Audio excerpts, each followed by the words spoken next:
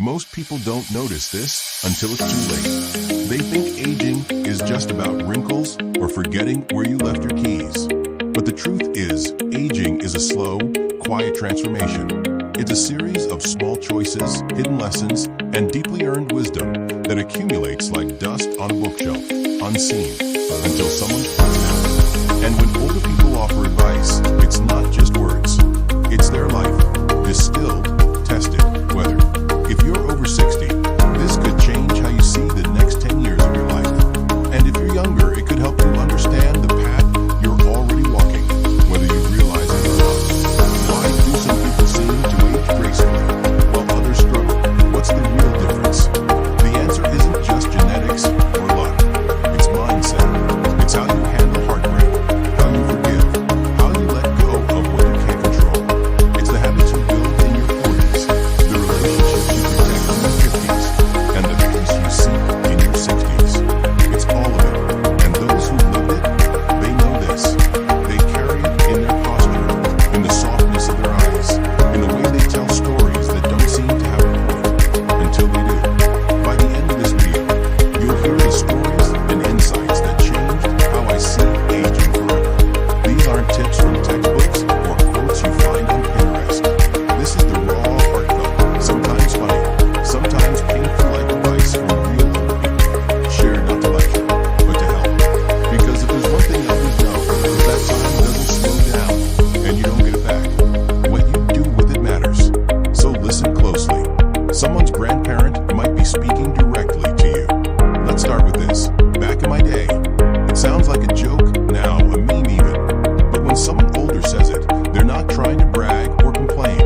They're anchoring themselves in a world that no longer exists.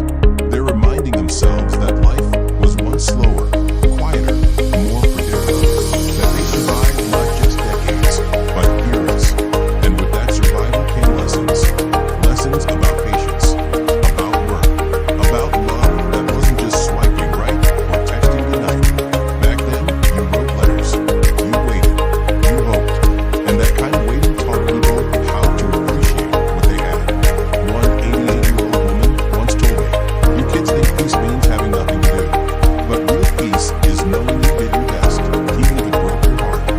That stuck with me, because in a world obsessed with ease and speed, older people know that sometimes peace is earned, not found. Then there's the lesson of letting go. Older folks will often say, "Don't sweat the small stuff." And when you're young, it sounds dismissive. But when someone who's lost a spouse, buried friends, and seen life change overnight says it, it means something different. It means, don't ruin a whole day over a rude cashier. Don't stay angry at your sister for something she said 5 Christmases ago. Don't let little things steal years from your life. The older you get, the more you realize how much time you wasted being mad over things that didn't matter. And you never get that time back. Another gem comes from a man in his 90s who said, "Learn to apologize while you still remember what you did." He wasn't joking. As memory fades, regrets linger.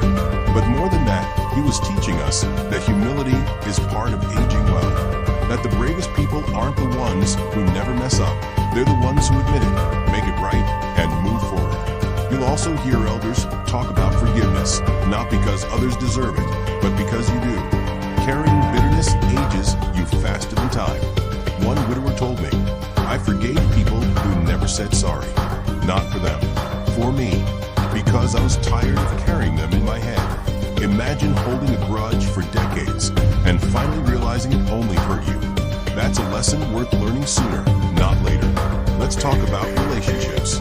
You'll often hear older people say, "Call your mother while you still can." Or "Don't wait to say I love you." It sounds like cliche advice until someone you love is gone. Then you understand. Then you realize how many chances you missed because you were too busy, too proud, or too distracted. The advice from elders here is painfully clear. Cherish your people while they're still around.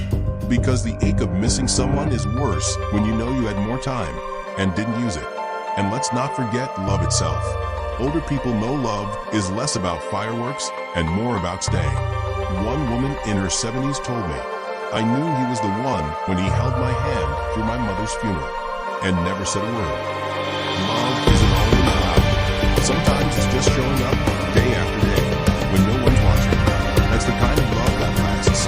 And it's the kind of love that sustains you in old age when the world gets quiet. Here's another piece of advice they share often. Take care of your body, but don't obsess over it. Vanity fades, but health, mobility, energy, independence, that's what really matters. Stretch every day, one 76-year-old told me. You don't think it matters until you can't bend down to tie your own shoes. She wasn't kidding. The little things you take for granted become monumental once you lose them. So, yes, move your body, eat well, sleep enough, but don't do it for six-pack abs. Do it so you can walk your granddaughter down the aisle or dance at your 50th anniversary. But there's one sign almost no one talks about, and it's the most important of all. Joy. The quiet, consistent presence of joy. Not excitement, not parties, but waking up and liking your life. Being content. Having a routine that feels like home. Older people say this is what gets you through the hard days. Not money, not success, but joy in little things. A warm mug of coffee, a familiar song, a neighbor who waves. That kind of joy keeps people alive longer. And if you ask them what they regret, it's often not chasing joy sooner. They chased money, or approval, or status. But joy, that took too long to matter. Right about now, I want you to comment with this. What's one piece of advice you've gotten from someone older that stuck with you? Let's fill this space with the kind of wisdom that keeps us all rounded.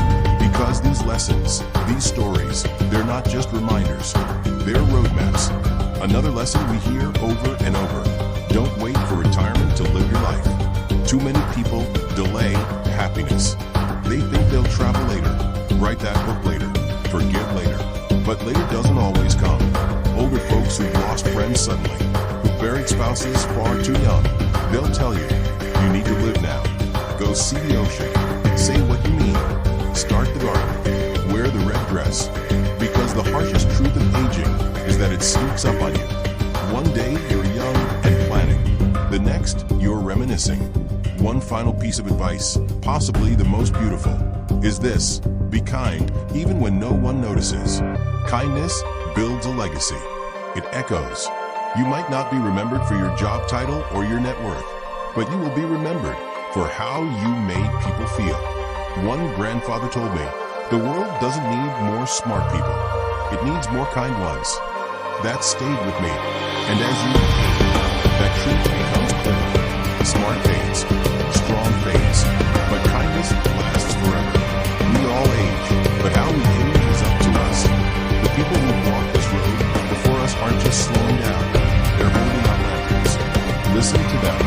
They've been where you're going. Their advice is the real inheritance.